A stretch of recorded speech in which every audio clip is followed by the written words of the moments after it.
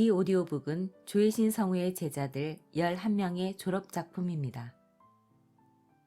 제목 연탄길 이삼권 지은이 이철환 출판사 생명의 말씀사 이야기와 낭독자 아버지의 생일 김지선 반딧불이 김은송 따뜻한 콜라 김라희 가난한 날의 행복 손정현 500원짜리 병아리 배예원 아버지의 훈장 송지은 멸치 장명희 세상에서 가장 아름다운 꽃들 김희숙 연분홍 치마가 봄바람에 김수영 찔레꽃 견정화 할머니의 밥그릇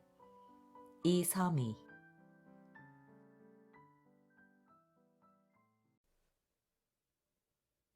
아버지의 생일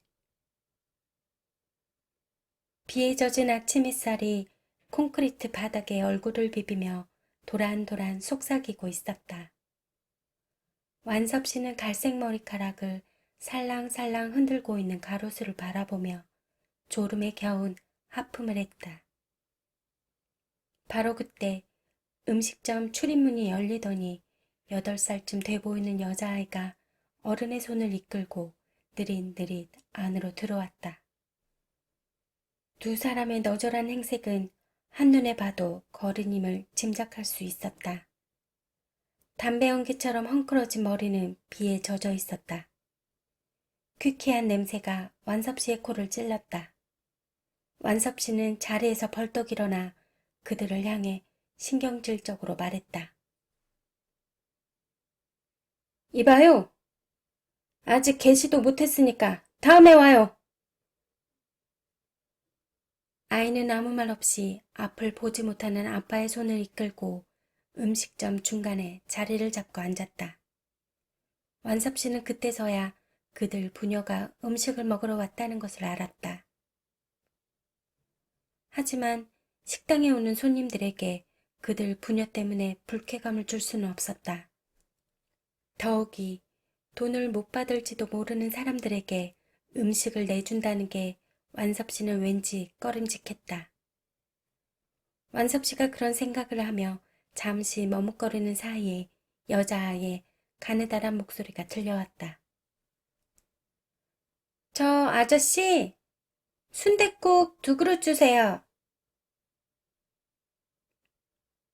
알았다. 근데 얘야, 이리 좀 와볼래? 계산대에 앉아있던 완섭 씨는 손짓을 하며 아이를 자기 쪽으로 불렀다. 미안하지만 지금은 음식을 팔 수가 없구나. 거긴 예약 손님들이 앉을 자리라서 말이야. 아이는 주인의 말에 낯빛이 금방 시무룩해졌다.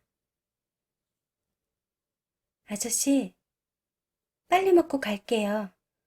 오늘이 우리 아빠 생일이에요. 아이는 잔뜩 움츠린 목소리로 그렇게 말하다 말고 여기저기 주머니를 뒤졌다. 아이는 비에 젖어 눅눅해진 1,000원짜리 몇 장과 한 주먹에 동전을 꺼내 보였다. 알았다. 그럼 최대한 빨리 먹고 나가야 한다. 그리고 말이다. 아빠하고 저쪽 끝으로 가서 앉거라. 여긴 다른 손님들이 와서 앉을 자리니까. 예, 아저씨 고맙습니다. 아이는 자리로 가더니 아빠를 다시 일으켜 세웠다. 아이는 아빠를 데리고 화장실이 바로 보이는 맨 끝자리로 가서 앉았다. 아빠는 순댓국이 제일 맛있다고 그랬잖아, 그치? 간장 종지처럼 볼이 패인 아빠는 힘없이 고개를 끄덕였다. 잠시 후 완섭 씨는 순댓국 2그릇을 갖다 주었다. 완섭 씨는 계산대에 앉아 물끄러미 그들의 모습을 바라보았다. 아빠, 내가 소금 넣어줄게. 잠깐만 기다려. 아이는 그렇게 말하고는 소금통 대신 자신의 국밥 그릇으로 수저를 가져갔다. 아이는 국밥 속에 들어있던 순대며 고기들을 떠서 아빠의 그릇에 가득 담아주었다. 그리고 나서 소금으로 간을 맞췄다. 아빠, 이제 됐어. 어서 먹어. 알았어. 순영이 너도 어서 먹어라. 어제 저녁도 제대로 못 먹었잖아. 나만 못 먹었나 뭐? 근데 아저씨가 빨리 먹고 가야 한댔어. 어서 밥도 아빠. 내가 김치 올려줄게. 알았어. 아빠는 조금씩 손을 떨면서 국밥 한 수저를 떴다. 수저를 들고 있는 아빠의 두 눈 가득 눈물이 고여 있었다. 그 광경을 지켜보던 완섭 씨는 자신도 모르게 마음이 뭉클해졌다. 조금 전 자기가 아이한테 했던 일에 대한 뉘우침으로 그들의 얼굴을 바라볼 수 없었다. 음식을 먹고 나서 아이는 아빠 손을 이끌고 완섭 씨에게 다가왔다. 아이는 아무 말 없이 계산대 위에 1,000원짜리 넉 장을 올려놓고 주머니 속에 있는 한 움큼의 동전을 꺼내고 있었다. 얘야, 그럴 필요 없다. 식사값은 2,000원이면 되거든. 아침이라 재료가 준비되지 않아서 국밥 속에 넣어야 할 게 많이 빠졌어. 그러니 음식값을 다 받을 수 없잖니? 완섭 씨는 미소를 지으며 아이에게 1,000원짜리 2장을 다시 건네주었다. 고맙습니다, 아저씨. 아니다. 아까는 내가 오히려 미안했다. 완섭 씨는 출입문을 나서는 아이의 주머니에 사탕 한 움큼을 넣어주었다. 잘 가라. 안녕히 계세요. 아픔을 감추며 웃고 있는 아이의 얼굴을 완섭 씨는 똑바로 바라볼 수 없었다. 총총히 걸어가는 아이의 뒷모습을 바라보는 완섭 씨 눈가에 눈물이 어릉어릉 맺혀 있었다. 민들레 하얀 꽃씨가 콘크리트 바닥 위로 내려앉고 있었다. 말뚝잠을 자던 가로수가 초록손을 살랑살랑 흔들고 있었다.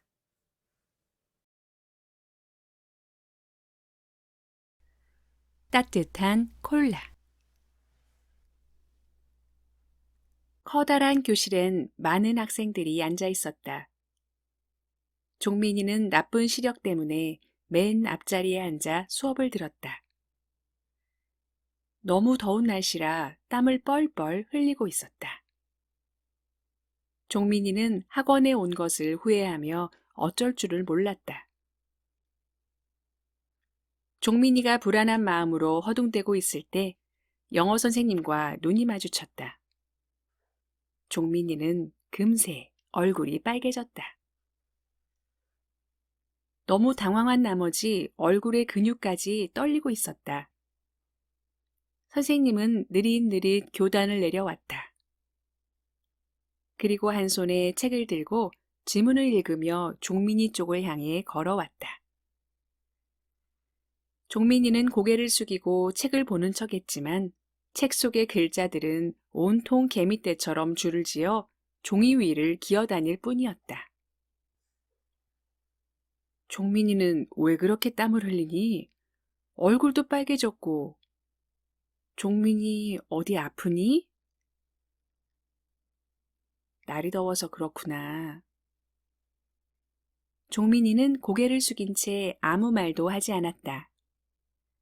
선생님은 종민이 옆에서 영어 지문 하나를 다 읽고 다시 교단으로 걸어갔다.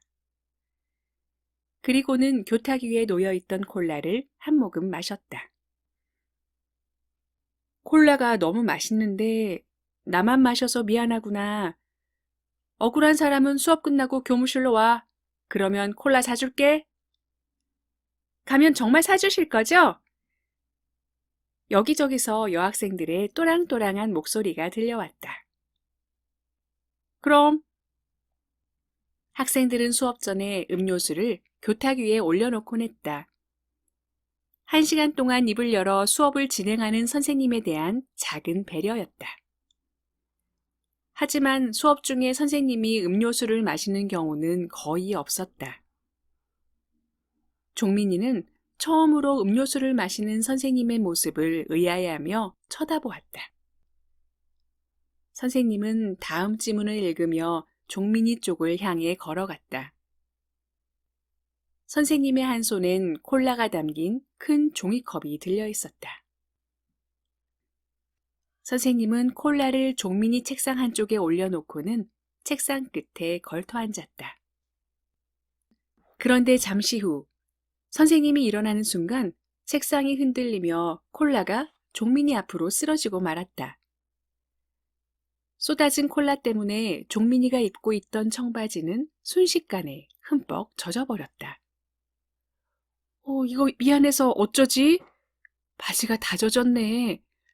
여기에 콜라를 놓았던 걸 깜빡했어. 당황하며 어찌할 바를 모르는 선생님에게 종민이는 아무 말도 하지 않았다. 선생님은 손수건을 꺼내 온통 젖어버린 종민이 바지를 닦아주었다. 옆에 앉아있던 여학생들은 그 광경을 보며 숨 넘어갈 듯 웃어대고 있었다. 잠시 후 수업 끝나는 종소리가 울렸다. 콜라로 얼룩진 바지를 입고 종민이는 자리에서 일어났다. 종민이는 뒷문을 빠져나가다 말고 강의실 앞에 서 있는 선생님을 바라보았다. 교탁 앞에 서 있던 선생님은 종민이를 바라보며 엷은 미소를 보내주었다.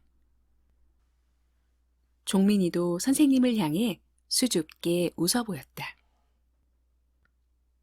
종민이는 빈뇨증이 있었다.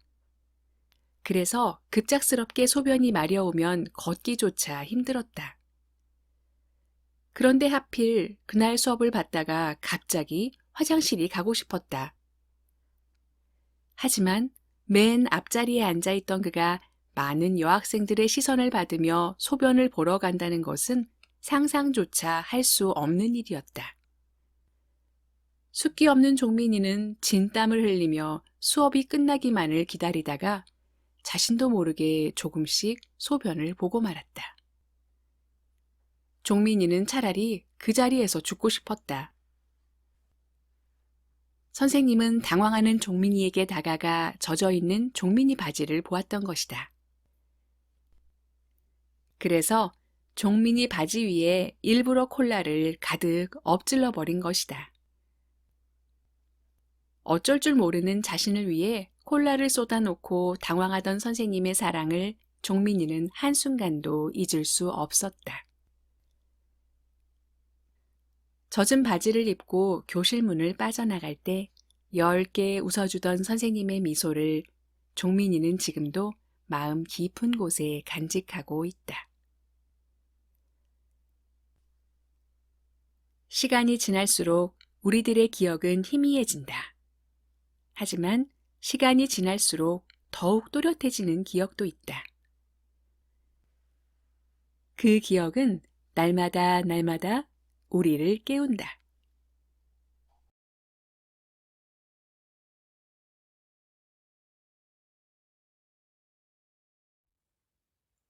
반딧불이. 가을바람이 우수수 낙엽을 몰고 다녔다. 은행나무의 긴 그림자가 교수실 안으로 해쓱한 얼굴을 디밀더니 조롱조롱 얼굴을 맞댄 노란 은행알들이 경화는에 정겹게 들어왔다. 경화는 기말고사 시험지를 채점하다 말고 우두커니 창밖을 바라보고 있었다. 신기루처럼 환한 대학 시절의 추억들이 경화의 마음속으로 성큼 다가왔다. 모교의 교수가 된 경화에게 지난 기억들은 언제나 유쾌한 아픔이었다. 경화가 대학 시절 퀭한 눈으로 중앙도서관을 오갈 때면 늘 마주치던 청소부 아줌마가 있었다. 몽당 비만한 몸으로 이곳저곳을 오가며 분지 청소하던 아줌마. 청소부 아줌마의 얼굴엔 한겨울에도 봄꽃이 활짝 피어 있었다. 청소부 아줌마를 만나면 경화는 항상 반가운 얼굴로 다가갔다. 아줌마, 오늘도 또 만났네요. 아줌마도 반갑지요? 그럼요, 반갑고 말고요. 아줌마에게 여쭤볼 게 있어요. 어떻게 아줌마 얼굴은 언제 봐도 꽃처럼 환하지요? 아줌마는 빙그레 웃으며 결린 허리를 두드리며 말했다. 희망이 있기 때문이지요. 대학 다니는 딸이 어찌나 착하고 열심히 공부하는지 딸애만 생각하면 허리 아픈 것도 다 잊어버려요. 대학 다니는 딸은 얼굴이 예쁜가요? 그럼요. 예쁘고 말고요. 딸의 이름이 뭔데요? 이름은 경하고 성은 나도 잘 모르겠는데. 우스꽝스런 대화를 주고받은 뒤 두 모녀는 까르르 웃곤 했다. 청소부 아줌마는 바로 경화 어머니였다. 경화는 마음 아픈 기색을 보이지 않으려고 청소하는 엄마를 만나면 늘 그런 식으로 대화를 이끌었다. 엄마를 대신해 걸레질을 할 수는 없었지만 열람실 바닥에 떨어져 있는 크고 작은 휴지들이 경화의 손에 언제나 가득했다. 대학 시절을 회상하던 경화는 문득 시계를 봤다. 그리고 서둘러 교수 연구실을 나섰다. 경화는 엄마가 있는 행정관 지하 보일러실을 향해 빠르게 걸었다. 엄마는 비좁고 궁색한 방 한구석에서 낡은 수건을 빨랫줄에 널고 있었다. 우리 딸, 아니 민 교수님이 여기 웬일이세요? 그냥. 왜? 속상한 일이라도 있는 거냐? 그런 거 아니라니까. 그럼 다행이고. 근데 안색이 안 좋아 보인다. 실은 엄마에게 할 말이 있어서 왔어. 경화는 허공에 시선을 둔 채 잠시 망설였다. 경화는 머뭇거리며 입을 열었다. 엄마 있잖아. 청소일 그만두면 안 돼? 뜬금없이 그게 무슨 말이냐. 내 몸뚱이가 아직 성한데 왜 일을 그만둬? 엄마 나이도 있고 허리하고 무릎도 많이 아프잖아. 나야 이날까지 청소일로 이골이 낫는 걸 뭐. 하루 이틀 허리 아픈 것도 아니고. 하긴 네가 학생들 가르치는 대학에서 엄마가 청소 일하는 게 창피스러울까 봐 그 생각을 안 해본 건 아니야. 너 혹시 그래서 그러는 거냐? 그런 거 아니야, 엄마. 그런 거 아니면 됐다. 속마음을 들켜버린 경화는 당황한 빛을 보였다. 청소 일을 하는 엄마는 경화 마음속에 무거운 돌처럼 매달려 있었다. 경화야, 엄마가 청소일 한 지 얼마나 됐는 줄 아니? 나 초등학교 들어가기 전이니까 얼마나 된 걸까? 벌써 30년이나 됐다.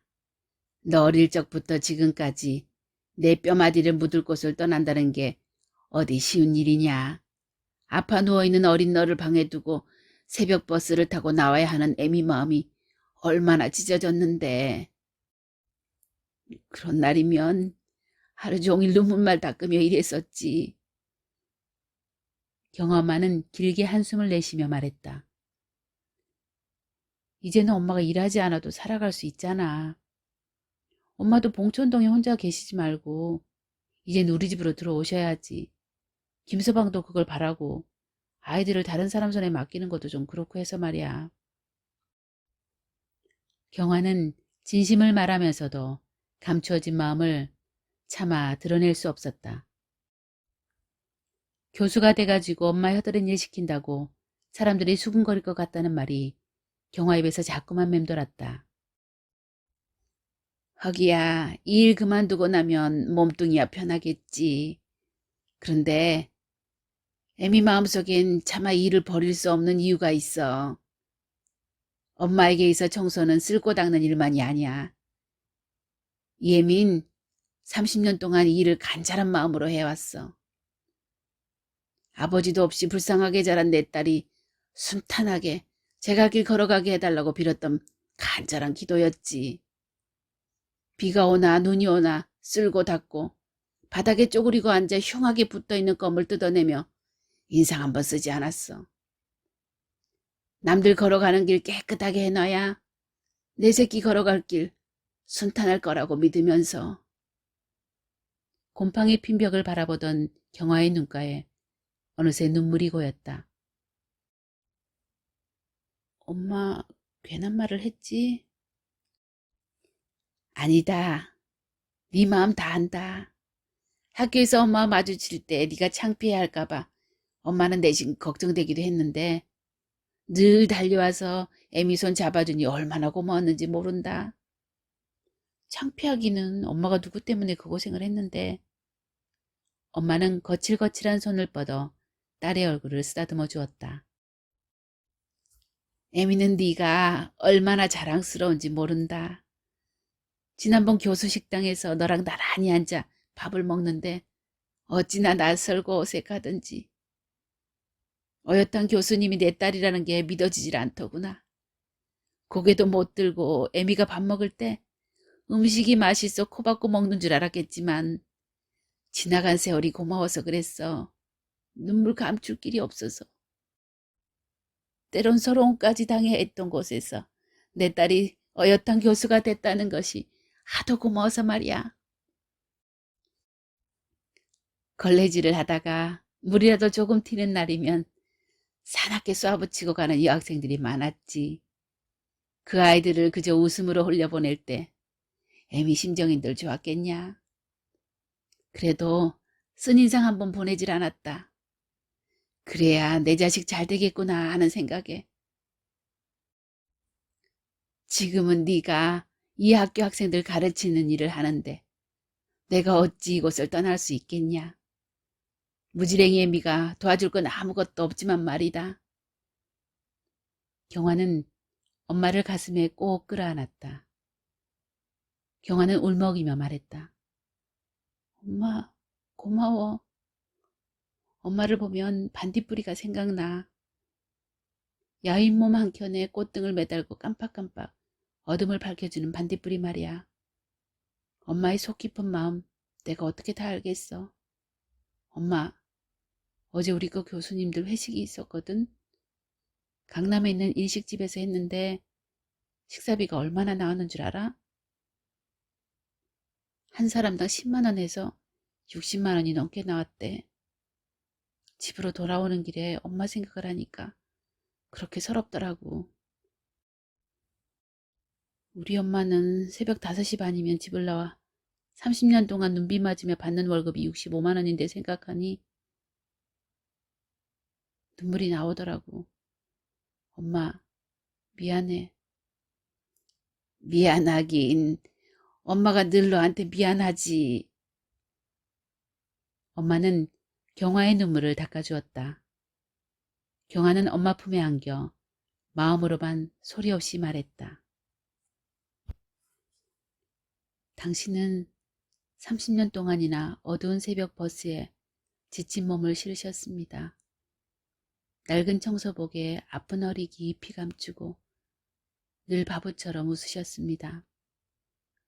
당신은 내 마음보다 더 가까운 곳에서 저를 밝혀주셨습니다. 반짝이고 싶어하는 철없는 딸을 위해 당신은 더 짙은 어둠이 돼주셨습니다. 빛도 없이 이름도 없이.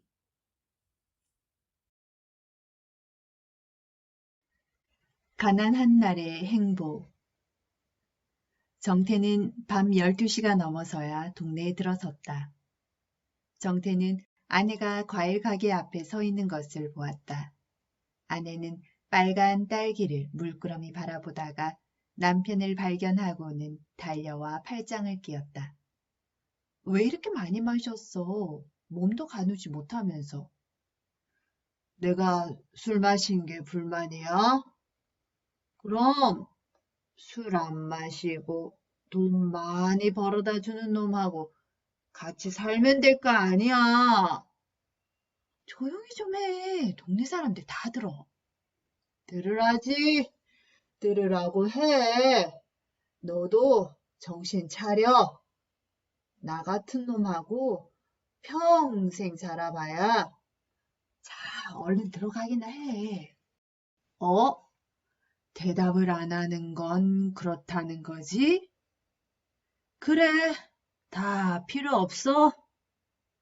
정태는 집에 들어와서도 마음에 없는 소리를 계속했다. 두 사람이 서울 변두리 월세방으로 이사 온 건 2달 전이었다. 의류 공장에서 함께 일을 하다 만난 두 사람은 1년 전에 결혼을 했다. 많이 배우지 못했고 특별한 기술도 없었지만 알뜰한 미영과 성실한 정태는 행복했다. 그들이 일하던 네이 공장이 더운 날씨 탓에 수요가 사라지면서 문을 닫게 되었다. 당장 먹고 살아야 하는데. 일단 방 줄여서 나가보자. 살 길이 있겠지. 여보, 너무 걱정하지 마. 우린 아직 젊은데 뭐. 우리 애는 고생시키면 안 되는데. 2개월밖에 안 된 미영의 배를 쓰다듬는 정태의 마음이 납덩이처럼 무거웠다. 이사를 하고도 한 달은 일이 없어 집안에만 있었다. 정태는 얼마 전 공사 일을 시작했다. 미영도 봉제 인형 마무리하는 일을 맡기 시작했다. 하루 종일 붙들고 있어도 10,000원도 채 안 되는 수입이었지만 미영은 감사했다. 정태의 마음은 캄캄했다. 정태는 새벽녘 공사장에 갔다가 막막한 이야기를 들었다. 어이, 이제 일은 일주일이면 끝날 것 같아. 내 말 무슨 말인지 알아? 돌아앉아 토끼 인형에 눈을 붙이고 있는 미영에게 정태는 풀리지 않은 목소리로 중얼거렸다. 이제 공사일도 끝났어. 나 같은 놈 뭘 믿고 사니? 그러지 마, 여보. 우리 애기가 들어. 당신은 진짜 행복이 뭔지 알아요? 어느 소설 중에 가난한 부부가 서로 선물을 하고 싶은데 돈이 없어서 남편은 시계를 팔아 아내의 머리핀을 사고 아내는 머리를 잘라 남편의 시계줄을 샀다는 얘기. 난 그 얘기 생각할 때마다 눈물이 나. 가난한 건 불편한 거지 불행한 건 아니잖아. 미영의 눈에 눈물이 고였다. 새벽이 밝아오고 있었다. 그날 이후로 정태는 술을 마시지 않았다. 정태는 벽돌을 나르면서도 아내가 해주었던 이야기를 생각했다. 정태는 유아용품 가게에 들러 아기 목욕통과 아기 신발을 샀다. 자판 할머니에게로 가 딸기 한 근도 샀다. 어머, 예뻐라. 어디서 이렇게 예쁜 신발을 사왔어? 아기 목욕통까지. 정말 예뻐? 응. 빙긋이 웃고 있는 정태의 손을 잡으며 미영은 행복했다. 이건 당신 주려고 사왔어. 당신 이거 먹고 싶었지? 어머, 딸기잖아. 내가 아니라 이 녀석이. 불룩해진 배와 딸기를 번갈아 보며 두 사람은 배시시 웃었다. 저녁 노을이 딸기보다 붉게 물들어 있었다. 아기 목욕통과 신발, 딸기 한 근을 사기 위해서 정태가 몇 번이나 점심을 걸러야 했는지 미영은 몰랐다. 집에서 공사장까지 1시간이 넘는 거리를 정태가 매일마다 걸으며 차비까지 아꼈던 것을 미영은 몰랐다. 500원짜리 병아리. 토요일 오후, 초등학교에 다니는 영수는 아빠와 밖에서 만나기로 약속했다. 오전 수업을 마치고 영수는 아빠가 일하는 곳으로 갔다. 영수가 아파트에 도착했을 때 아빠는 일을 하고 있었다. 영수는 아빠가 보이지 않는 화단에 가만히 앉았다. 연두빛 화단엔 병아리 발자국 같은 노란 민들레가 여기저기 피어 있었다. 빨간 열매들도 쬐끔쬐끔 열려 있었다. 영수는 솜사탕처럼 부풀어 있는 민들레 씨앗을 입으로 훅 불었다. 하얀 꽃씨들이 눈물처럼 나풀나풀 땅 위로 쏟아져 내렸다. 아파트 2층 창문이 드르륵 열렸다. 두 아이가 고개를 빼꼼히 내밀었다. 쫑알쫑알 아이들의 목소리가 영수 귓가로 들려왔다. 형, 누구께 멀리 날아가는지 시합하자. 알았지? 응. 내가 하나, 둘, 셋 하면 동시에 날리는 거다. 자, 하나, 둘, 셋. 아이들은 두 손에 쥐고 있던 것을 허공 속으로 힘껏 던졌다. 아이들의 손을 벗어나 땅 위로 떨어진 것은 종이 비행기가 아니었다. 노란 병아리였다. 영수는 병아리가 떨어진 곳으로 쏜살같이 달려갔다. 병아리 한 마리가 콘크리트 바닥 위에 빨간 꽃잎처럼 흩어져 있었다. 풀밭 위에 누워있는 병아리는 나팔꽃씨 같은 두 눈을 깜빡이며 바들바들 떨고 있었다. 영수는 가엾은 병아리를 가슴에 안았다. 그때 두 아이가 시근거리며 다가왔다. 병아리 내 거야. 이리 줘. 또 던질 거잖아. 영수는 다친 병아리를 등 뒤로 감추며 볼멘 소리로 말했다. 던진 거 아니란 말이야. 날아갈 수 있나 시험해 본 거야. 어서 내놔. 실랑이를 벌이는 동안 동생으로 보이는 아이가 엄마를 쪼르르 데리고 나왔다. 아이들 엄마는 목청을 돋아가며 나무라듯 영수에게 말했다. 왜 남의 병아리를 가져가니? 네 거 아니면 어서 돌려줘야지. 빨리 내놔. 영수는 병아리를 등 뒤로 감춘 채 눈물만 글썽였다. 아이들 엄마는 영수에게 다가가 병아리를 뺏으려 했다. 영수는 잔뜩 웅크린 채 병아리를 내주지 않았다. 너 어른 말이 말 같지 않니? 참 맹랑한 애로구나. 너희 집이 어디야? 내 엄마 좀 만나봐야겠다. 도대체 아이를 어떻게 가르친 거야? 집이 어디야? 어서 앞장서. 어서. 아이들 엄마는 험상궂은 얼굴로 버럭 화를 냈다. 영수는 앞장서 걷기 시작했다. 영수는 아줌마와 아이들을 데리고 아빠가 있는 곳까지 갔다. 영수는 잠시 걸음을 멈추더니 고개를 들어 아파트 위쪽을 올려다보았다. 저분이 우리 아빠예요. 아이 엄마는 두 눈이 휘둥그레졌다. 영수 아빠는 고층 아파트 외벽에서 이리저리 밧줄을 타며 페인트질을 하고 있었다. 저 사람이 정말 네 아빠니? 네. 근데 지금은 아빠를 부를 수 없어요. 높은 곳에서 아래를 보면 사고 날지도 모르잖아요. 아빠의 모습을 바라보다가 영수가 다시 말했다. 얼마 전에 아빠 친한 친구 한 분이 일하시다가 떨어져서 돌아가셨대요. 우리 아빠도 높은 데서 떨어지면 이 병아리처럼 죽을지도 모르잖아요. 영수가 내민 손바닥 위에 병아리가 싸늘하게 죽어 있었다. 아줌마, 500원이면 살 수 있는 병아리라고 목숨까지 500원은 아니잖아요. 아이들 엄마는 멋쩍은 얼굴로 아이들을 데리고 황급히 사라졌다.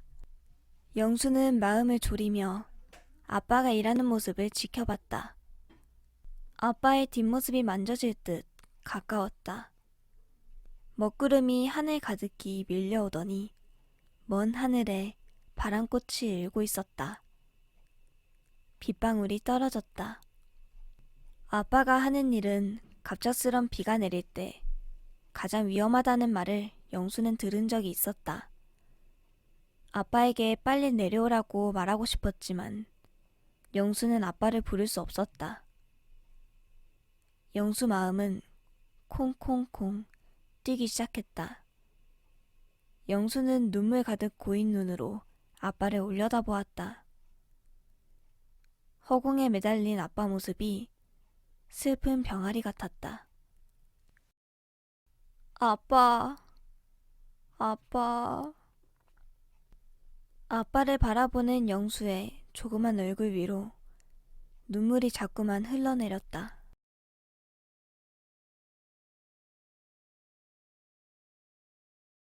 아버지의 훈장.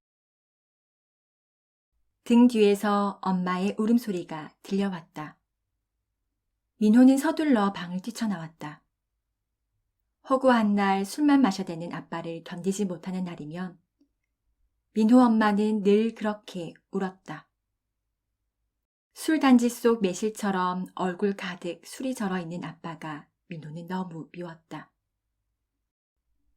민호 아빠가 살갑게 대해주는 건 장남인 민호뿐이었다.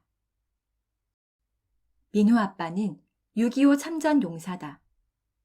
소대장이었던 민호 아빠는 민호를 무릎 위에 앉혀놓고 6.25 때 이야기를 해주었다. 민호는 또랑또랑한 눈을 빛내며 아빠의 말에 귀를 기울였다. 민호야, 아빠는 전쟁 때 여러 번 죽을 뻔했거든. 그때마다 용감하게 싸워서 적들을 물리쳤어. 아빠도 그러면 총을 쏴봤어요? 그럼 아빠가 용감하게 총을 쏴서 수도 없이 적들을 물리쳤지. 아빠 엉덩이에 총 맞은 거 민호 너도 봤지? 네. 아빠는 하마터면 죽을 뻔했거든. 전쟁 이야기를 할 때마다 민호 아빠는 진지해졌다. 뭐라 말할 수 없는 쓸쓸함이 퀭한 눈 속에 담겨 있었다. 한때는 민호도 아빠의 용감한 모습을 자랑스러워했다. 하지만 시도 때도 없이 술을 달고 사는 아빠의 모습이 점점 싫어졌다. 초등학교를 졸업하고 서울에 있는 중학교에 입학하게 된 민호는 고모 집에서 생활해야 했다. 집과 떨어져 불편함도 있었지만 마음은 편했다. 아빠의 술 타령을 듣지 않을 수 있어 좋았다. 아빠 때문에 마음 아파하는 엄마 모습을 보지 않을 수 있어 숨통이 트이는 것만 같았다. 민호는 엄마가 그리워 일주일에 한 번 기차를 타고 집으로 왔다. 아빠는 민호를 끌어안고 기뻐했지만 지독한 술 냄새가 민호는 너무 싫었다. 아빠는 민호가 서울 고모집으로 돌아갈 때면 종종 민호와 함께 기차를 타고 서울까지 동행했다. 기차 안에서 아빠는 안주도 없는 술을 마시며 민호에게 이런저런 말을 늘어놓았다. 민호야, 아빠가 만날 술만 마셔서 너도 속상하지? 어른이 되면 민호 너도 알게 될 거야. 감당할 수 없을 만큼 속상한 일이 생기거든. 아빠는 속상해서 술을 마시는 거야. 아빠는 말이야, 우리 민호가 어른이 되지 않았으면 좋겠구나. 아빠 얼굴은 슬퍼 보였다. 하지만 민호는 아빠의 말소리를 외면하고 빠르게 지나가는 차창 밖 풍경만 바라보고 있었다. 술에 취한 아빠와 함께 기차를 타는 것이 민호는 창피했다. 그렇지만 아빠를 멀리하면 그 불똥이 엄마에게 튈 게 뻔했기 때문에 어쩔 수 없는 노릇이었다. 민호가 중학교를 졸업할 때까지 서울로 가는 기차에 아빠는 자주 동행했다. 술에 절은 아빠를 볼 때마다 민호는 어른이 되면 술을 마시지 않겠다고 수도 없이 다짐했다. 민호는 중학교를 졸업하고 고등학교에 입학했다. 긴 세월 동안 아빠의 유일한 위안이었던 술은 아빠를 쓰러뜨렸다. 아빠는 돌아올 수 없는 곳으로 떠나버리고 말았다. 아빠가 돌아가신 후 민호는 엄마를 위로하기 위해 주말이면 기차를 탔다. 기차를 타고 집으로 오는 동안 내내 아빠를 생각했다. 차창 밖 먼 산을 바라보는 민호 눈가에 눈물이 맺혔다. 아빠의 바람대로 민호는 사대를 졸업하고 선생님이 되었다. 민호는 학교에서 단체로 전쟁 영화를 보았다. 월남전을 다룬 영화였다. 영화를 보고 나서 민호는 비로소 아버지를 이해할 수 있었다. 영화 속 주인공의 모습은 아버지의 모습과 닮아 있었다. 주인공은 자신의 조국을 위해 용감히 싸웠다. 많은 적들을 죽인 공로로 국가로부터 훈장까지 받았다. 하지만 한 달도 지나지 않아 그는 정신분열을 일으켰다. 적을 죽이지 않았다면 자신이 죽었을 거라고 스스로를 위로했다. 하지만 그때마다 자신의 총 앞에서 죽어간 고통스러운 얼굴들이 떠올랐다. 그는 자신을 용서할 수가 없어 매일같이 술만 마셨다. 그는 결국 알코올 중독자가 되고 말았다. 민호는 영화를 보고 나서 아버지를 고통스럽게 한 게 무엇이었는지를 알게 되었다. 아버지가 왜 그렇게 술을 마셔야 했는지도 이해할 수 있게 되었다. 아버지는 자신의 총끝에서 고통스럽게 죽어간 얼굴들을 잊기 위해 오랜 세월 술을 마셔야 했던 거였다. 기차에 앉아있던 민호는 비어있는 옆자리를 물끄러미 바라보았다. 장롱 속에 깊이 들어있던 아버지의 훈장이 생각났다. 파랗게 녹이 내려앉은 훈장을 어루만지며 슬프게 미소 짓던 아버지. 아버지의 손을 따뜻하게 잡아주지 못한 뉘우침이 자꾸만 눈물이 되어 흘러내렸다. 세상에는 우리가 이해할 수 있는 것보다 우리가 이해할 수 없는 게 훨씬 더 많다. 멸치. 병호 씨 부부는 모처럼 영화를 보기로 했다. 그런데 약속 장소가 어긋나 극장 앞에서 다투게 되었다. 화가 난 병호 씨는 홧김에 먼저 집으로 가버렸다. 그렇다고 혼자 집으로 가버리면 어떡해요. 소정이 생각도 해야지요. 소정이가 얼마나 온 줄 알아요? 당신은 아직도 뭘 잘못했는지 몰라? 추운 데서 사람을 그렇게 오랫동안 기다리게 했으면 미안한 마음을 가져야지. 영화 시작할 시간은 다 돼가는데 사람은 오지 않고. 내가 얼마나 애간장 태운 줄 알아? 병호 씨는 목을대를 잔뜩 세우며 아내에게 말했다. 당신이 그랬잖아요. 매표소 앞은 사람들이 많다고. 건너편 편의점에서 만나자고. 약속 장소가 서로 어긋난 거지. 내가 약속 시간에 늦은 건 아니잖아요. 핸드폰으로 몇 번이나 연락했는데. 연락이 안 돼서 음성까지 남겼다고요. 핸드폰을 회사에 두고 온 걸 어떡해? 약속 장소는 분명히 극장 매표소 앞이었다고. 기억 안 나? 나는 분명히 편의점 앞이라고 들었는데. 식탁에 앉아 멸치를 다듬던 병호 씨 아내는 고개를 갸웃거렸다. 그만두자고. 내가 참아야지. 시시콜콜 따지던 병호 씨는 아내가 다듬고 있는 멸치 한 마리를 손에 들었다. 병호 씨는 멸치머리를 손가락으로 뭉개듯 떼어냈다.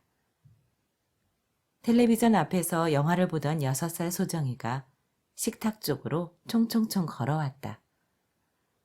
소정이는 고개를 갸우뚱거리며 병호 씨에게 물었다.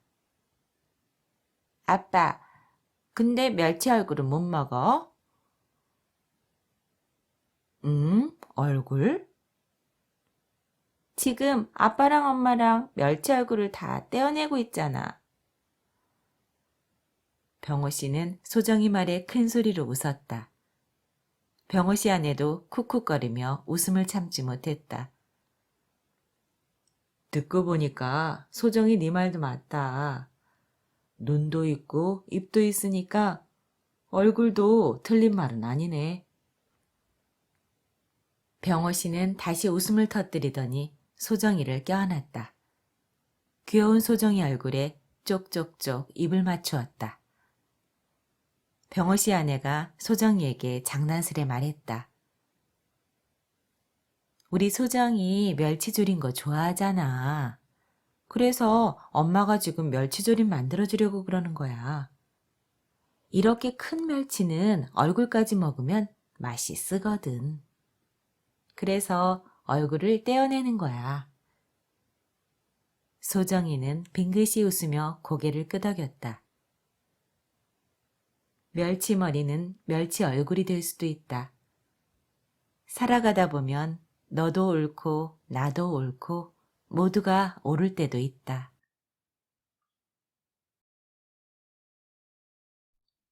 세상에서 가장 아름다운 꽃들. 정희 씨는 베란다 창문을 활짝 열었다. 따사로운 봄 햇살이 정희 씨 얼굴을 어루만졌다. 진호야, 이제 봄이구나. 너무 따뜻하다, 그치? 좋아. 우리 진호 생일이라서 날씨가 좋은가? 엄마, 지금 빨리 문방구 가서 로봇 사줘. 내 생일날 엄마가 로봇 사준다고 약속했잖아. 그래, 로봇 사줄게. 근데 태호가 자고 있으니까 지금은 안 돼. 태호 자니까 빨리 문방구에 갔다 오면 되잖아. 진호야, 잠들었다고 어린 동생을 혼자 두고 나갈 순 없지 않니? 그 사이에 태호 깨서 울면 어쩌려고. 정희 씨는 달래듯 진호에게 말했다. 동생만 사랑해준다고 늘 샘을 내던 진호는 금세 볼멘 소리가 되었다. 엄마는 만날 태호만 좋아해. 나는 하나도 안 좋아하고. 정희 씨는 진호의 말에 가슴이 철렁했다. 아니야, 진호야. 엄마가 우리 진호를 얼마나 사랑하는데. 내가 어제 문방구 아저씨한테 물어봤는데 그 로봇 하나밖에 안 남았대. 다른 사람이 사가면 어떡해. 빨리 사줘. 정희 씨는 무작정 보채는 진호를 달래보려 했지만 진호는 막무가내였다. 다른 날도 아니고 아이의 생일날 상처를 줘서는 안 된다는 생각이 들었다. 잠자는 동생 곁에 진호를 두고 가자니 진호가 원하는 로봇이 어떤 것인지 정희 씨는 알 수 없었다. 7살밖에 되지 않은 진호 손에 큰돈을 들려 문방구에 혼자 보낼 수도 없는 노릇이었다. 정희 씨는 잠자는 태호를 혼자 남겨두고 진호와 함께 집을 나섰다. 10분이면 다녀올 수 있는 거리인데 그 사이에 태호가 깨지 않을 거라고 정희 씨는 생각했다.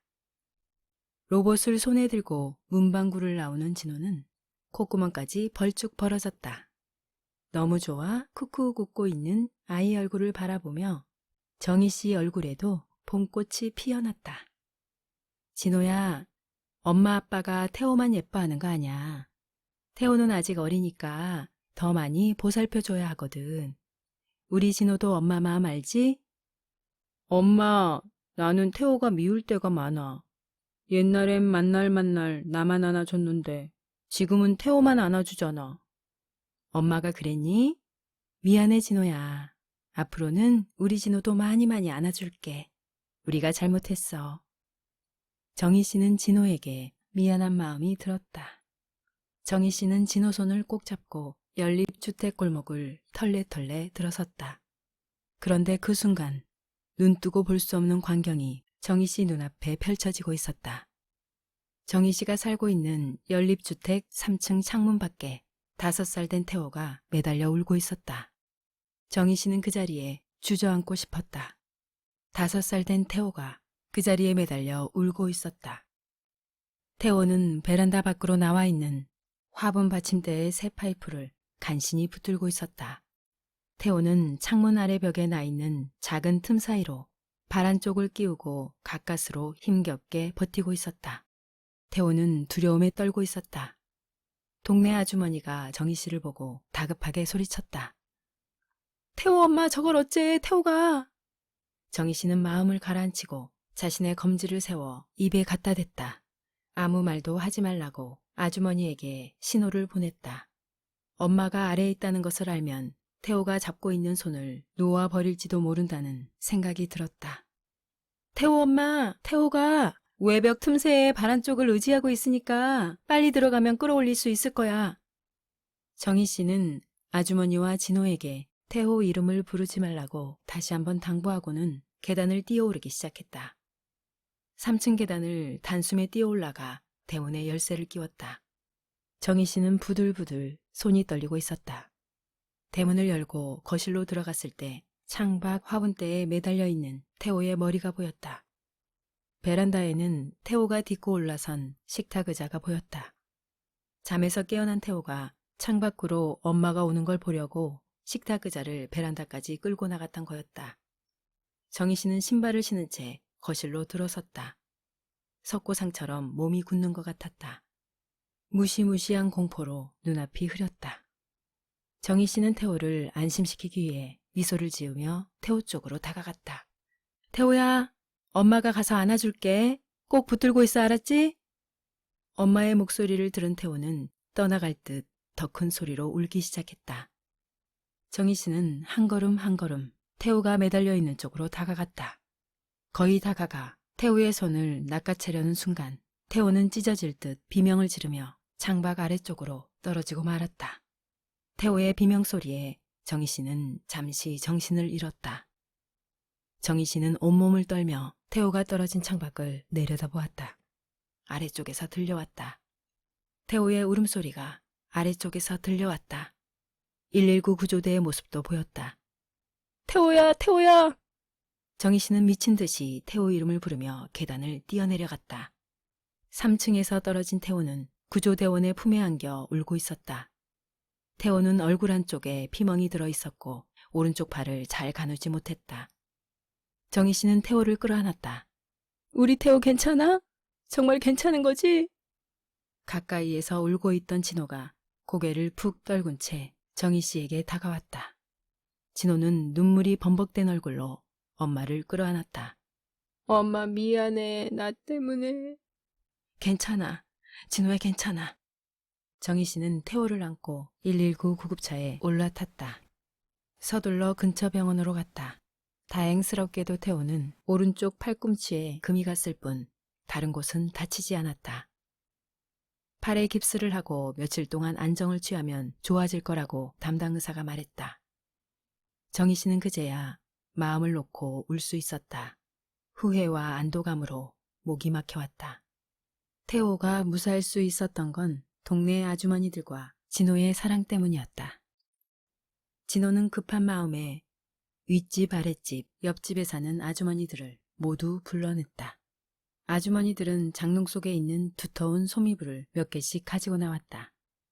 태호가 떨어진 땅바닥 위에는 10개도 넘는 솜이불이 두텁게 쌓여 있었다.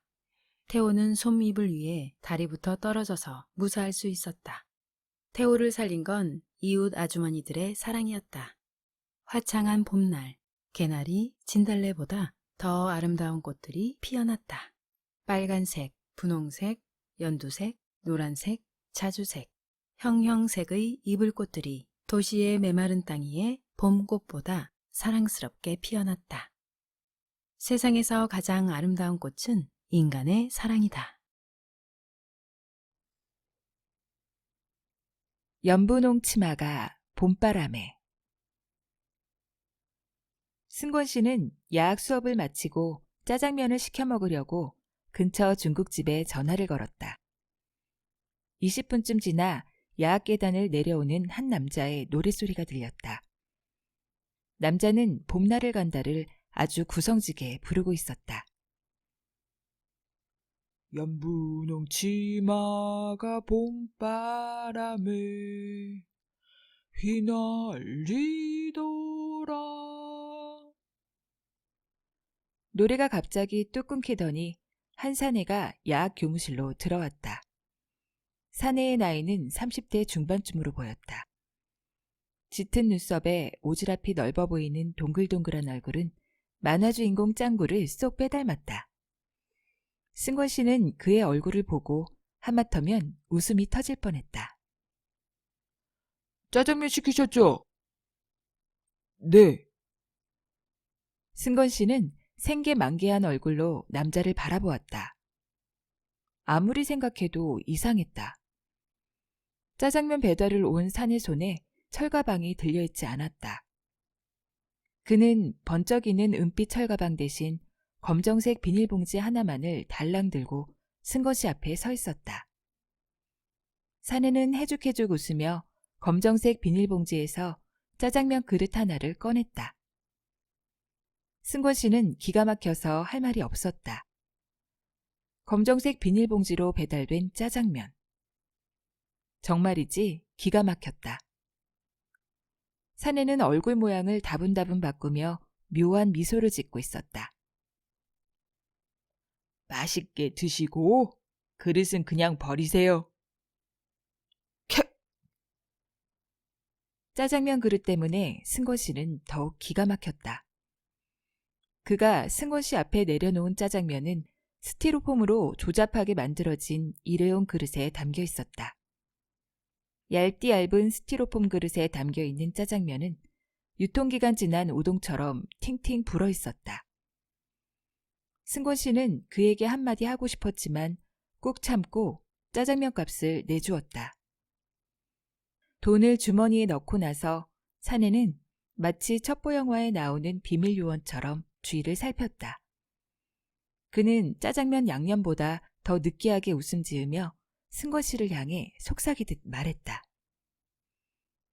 다음엔 꼭 짬뽕을 시켜 드쇼잉. 우리 집은 짜장면보다는 짬뽕이 제맛이지라. 짬뽕이 전문이걸랑요. 크크크. 반죽 좋은 그의 웃음소리를 들으며 승권 씨는 할 말이 없었다. 검정색 비닐봉지에 후들후들한 일회용 그릇, 팅팅 부른 짜장면에 그것도 모자라 짜장면의 맛은 절대 기대하지 말라고 자신에게 당부하는 것 같았다.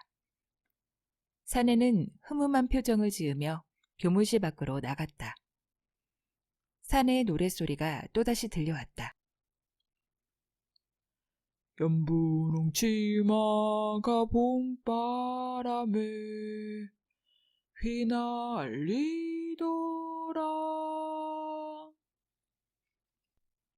잠시 후 노랫소리는 더 이상 들리지 않았다. 승권 씨는 아슬아슬하게 힘을 조절하며 나무젓가락에 팔을 벌렸다. 뚝 소리와 함께 나무 부스러기가 하얗게 날렸다. 무지막지한 실패였다. 나무젓가락 하나가 정확히 반쪽만 남았다. 승권 씨는 은근히 화가 났다. 맛있는 국물을 쏟고 뜨거운 국물에 다리까지 데워버린 꼴이었다. 승권 씨는 턱없이 짧은 반쪽짜리 젓가락을 간신히 손에 쥐고 팅팅 부른 짜장면을 비볐다. 짜장면은 도무지 비벼지지가 않았다. 젓가락에 몸을 찔린 면발들은 섞일 생각은 하지 않고 우리는 하나라고 소리치며 덩어리째 빙글빙글 돌기만 했다. 승권 씨는 하는 수 없이 군데군데 덩어리진 짜장면을 밀가루 떡처럼 뜯어먹었다. 짜장면 그릇을 통째로 들어 쓰레기통으로 던져버리고 싶은 충동이 일었지만 배가 고파 먹을 수밖에 없었다. 덩어리진 짜장면을 씹으며 승권 씨는 희죽희죽 웃고 있었다. 짜장면을 배달해준 사내의 장난기 가득한 얼굴이 자꾸 생각났기 때문이다. 얄미웠지만 왠지 그가 귀엽다는 생각까지 들었다. 짱구를 쏙 빼닮은 그가 한 말이 우스웠다. 여기가 야학이니께 공부 가르치는 곳 맞죠잉? 그의 묻는 말에 승권 씨는 네라고만 대답했다. 그래서 말인지 나가 우리 마누라 몰래 짜장면 속에 메추리알을 4개나 짱 박아가지고 왔단께요. 많이 드시고 공부 열심히 가르치쇼잉? 나가 가방끈은 짧아도 공부 중요한 건 잘 알지라. 그는 말을 끝내자마자 또다시 느끼한 표정을 지었다. 갠소롬이 눈을 뜨고 목소리까지 잔뜩 깔고 그는 다시 이렇게 말했다. 선상님 앞에 있는 짜장면이 시방 뭐라고 말하는지 아시오잉? 내 안에 메추리알 있다 하잔소. 우하하하하. 면발이 돌돌 뭉쳐진 짜장면을 뜯어먹는데 승권 씨는 자꾸만 웃음이 나왔다. 그의 썰렁한 개그 때문이었다. 거무튀튀한 짜장면 속에서 통통한 메추리알이 마술처럼 뛰어나올 때마다 승권 씨는 그의 말이 생각났다. 내 안에 메추리알 있다. 승권 씨가 지금도 그를 생각하는 건 장난기 어린 그의 개그 때문이 아니다. 그가 해준 그의 어머니 이야기 때문이다. 선상님, 나는 말이오. 사람들이 짜장면 좋아하는 속을 모르겠소. 내 코는 짜장면 냄새가 저러 그런지 짜장면 소리만 들어도 징그럽지라. 허기사, 우리 엄니 살아계실 때는 엄니 냄새가 그렇게 좋은 건지 몰랐소. 돌아가시기 전에 우리 엄니는 한겨울에도 노상 덥다고 창문을 활짝활짝 열어놓고 지내셨지라. 노인네 단단히 노망든 줄로만 알았지 그 깊은 속을 누가 알았겠소? 자식들에게 늙은이 냄새 풍기는 게 죄스러워서 엄니가 한겨울에도 창문을 활짝 열고 지냈다는 것을 어찌 알았겠소? 나가 젊을 적 서울 막 올라와 중국집 주방장 보조 일할 적에 막내 아들 보고 싶다고 우리 엄니 이 먼 서울까지 올라왔지라. 변두리 허름한 여인 속에 들어가 엄니와 하룻밤을 보내는데 잠결에 우리 엄니 울음소리가 들렸소. 눈을 떠보니 주방 보조 일하느라 설거지물에 퉁퉁 불어버린 아들 손 붙잡고 우리 엄니 서럽게 울고 계셨지라.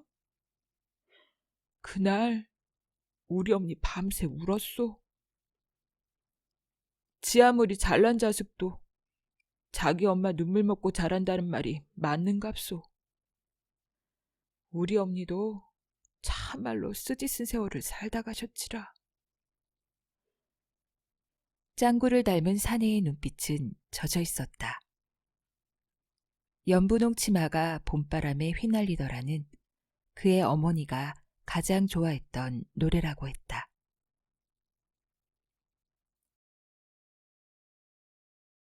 찔레꽃. 은실이는 엄마 손을 잡고 산길을 걷고 있었다. 조붓한 오솔길에 하얀 찔레꽃이 무덕무덕 피어 있었다. 은실이는 엄마 손을 놓고 찔레꽃 앞으로 쪼르르 달려갔다. 은실이는 찔레꽃 송이를 가만가만 들여다보았다. 엄마, 이 꽃 이름이 뭐야?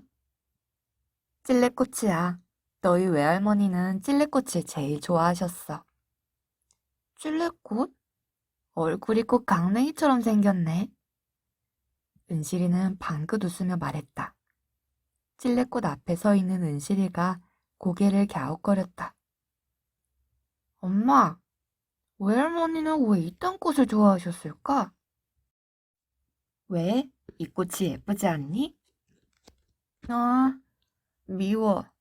가시가 너무 많잖아. 이 꽃은 미운 마음을 가졌나 봐. 그러니까 뾰족한 가시가 이렇게나 많지. 가시에 찔리면 얼마나 아플까. 엄마 얼굴을 올려다보며 은실이가 말했다. 엄마가 방긋 웃으며 은실이에게 말했다. 누구를 찌르려고 가시를 만드는 꽃은 없어. 꽃은 자신을 지키기 위해서 가시를 만들었을 거야. 찔레꽃은 말이야. 제 몸에 있는 꿀을 다 빨아가도 벌이나 나비를 가시로 찌르지 않거든. 은실이는 여전히 떠름한 표정으로 엄마 얼굴을 바라보았다. 은실아, 좋은 것들 중에는 가시를 가지고 있는 게 참 많아. 밤송이도 가시를 가지고 있고 생자나무도 가시를 가지고 있잖아. 엉겅퀴꽃이나 아카시아도 모두 다 가시를 가지고 있고 눈에 보이지는 않지만 사람들도 가시를 가지고 있어. 우리 은실이는 친구들의 좋은 점을 많이 많이 칭찬해 주렴. 칭찬은 사랑을 주는 일이니까. 은실이는 가만가만 고개를 끄덕였다. 은실이 얼굴이 찔레꽃보다 환했다. 은실이는 엄마 손을 잡고 다시 산길을 걸었다. 찔레꽃 향기가 은실이 뒤를 몰래 몰래 따라갔다. 은실이는 자꾸만 고개를 돌렸다. 은실이가 고개를 돌릴 때마다 찔레꽃 향기도 옴찔옴찔 걸음을 멈추었다. 할머니의 밥그릇. 이른 아침부터 가랑비가 부슬부슬 내리기 시작했다. 재혁은 서둘러 청량리에 있는 굴다리로 향했다. 무료로 주는 점심을 먹기 위해 많은 사람들이 서 있었다. 재혁은 자원봉사자들과 함께 배식대와 식판, 밥과 반찬들을 굴다리 안쪽으로 서둘러 옮겼다. 종호가 조금 넘어 배식이 시작되었다. 재혁의 앞으로 머리가 하얗게 센 할머니 한 분이 다가왔다. 밥 조금만 더 주세요. 할머니는 수줍게 웃고 있었다. 네, 할머니, 더 드릴게요. 재혁은 할머니 식판 위에 한 주걱의 밥을 담아주었다. 됐지요, 할머니?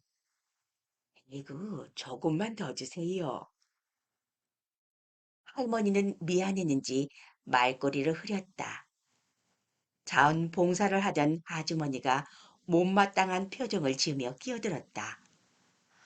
할머니, 욕심 부리지 말고 그거 드시고 2차 배식 때 더 드세요. 밥만 쌤처럼 가져가서 남기면 아깝잖아요. 드시고 다시 오세요. 아셨죠? 아, 네. 알았어요. 할머니는 민망한 표정을 지었다. 할머니는 더 이상 어쩌지 못하고 배식대를 떠났다. 식사를 마친 사람들은 하나 둘 굴다리를 떠났다. 사람들이 식사 한 자리를 청소하기에 재혁은 빗자루를 들었다. 그런데 조금 전 밥을 더 달라던 할머니가 봉지를 들고 굴다리 한쪽에 서 있었다. 재혁은 할머니에게로 다가갔다. 할머니, 죄송해요. 아까 밥을 더 드렸어야 했는데 다음에는 많이 드릴게요. 아니에요. 만날 밥만 얻어먹어서 오늘은 나도 청소 좀 하고 가려고요. 우리 같이 없는 사람들 모두가 주체스럽게 생각하는데 밥까지 주는 곳이 있으니 얼마나 고마워요. 할머니, 저희들이 청소하면 돼요. 거동도 불편하신데. 아니에요. 지금은 늙어서 그만뒀지만 한평생을 청소부로 늙은걸요. 내가 청소할 테니 빗자루 이리 주세요. 할머니, 괜찮아요. 할머니는 빗자루를 뺏으려고 재혁과 실랑이를 벌였다. 그 순간 할머니의 손에 있던 봉지에서 밥그릇 2개가 와르르 쏟아졌다. 눈처럼 하얀 쌀밥이 질척한 땅 위에 봉긋이 누워 모락모락 김을 튀어내고 있었다. 아, 이걸 어쩌나, 이걸 어째. 우리 손녀 줄 밥인데. 가슴에 고여있는 아픔을 뱉어내듯 할머니는 긴 한숨을 내어 쉬었다. 죄송해요. 어쩌죠? 손녀 주실 것까지 챙기시느라 할머니께서는 밥도 못 드셨겠네요. 나 같은 늙은이야 몇 끼 못 먹어도 괜찮아요. 어린 상추 이파리 같은 손녀를 배골게 할 수는 없어서요. 어미 아비 없는 손녀하고 단둘이 살거든요. 봉지에 밥을 담아가면 안 먹어요. 그래서 오늘은 밥그릇을 가져온 건데 한 그릇은 점심에 주고 또 한 그릇은 저녁에 주려고. 이를 어쩌누. 할머니는 밥에 묻은 흙을 떼어내고 있었다. 저에게 눈이 젖어들었다. 할머니, 잠깐만 기다리세요.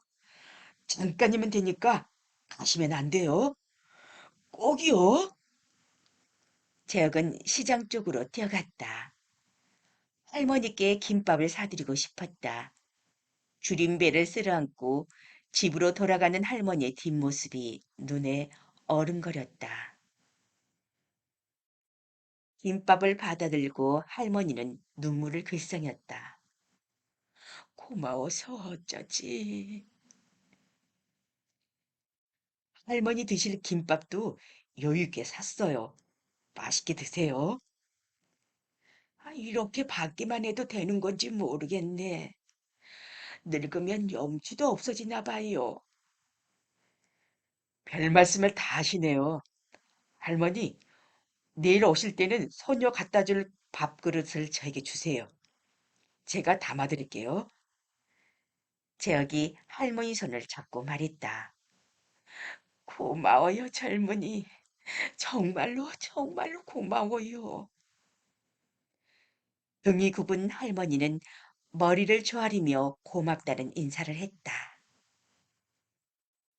이슬비가 바람에 날리며 할머니의 백발이로 하얗게 하얗게 부서져 내리고 있었다.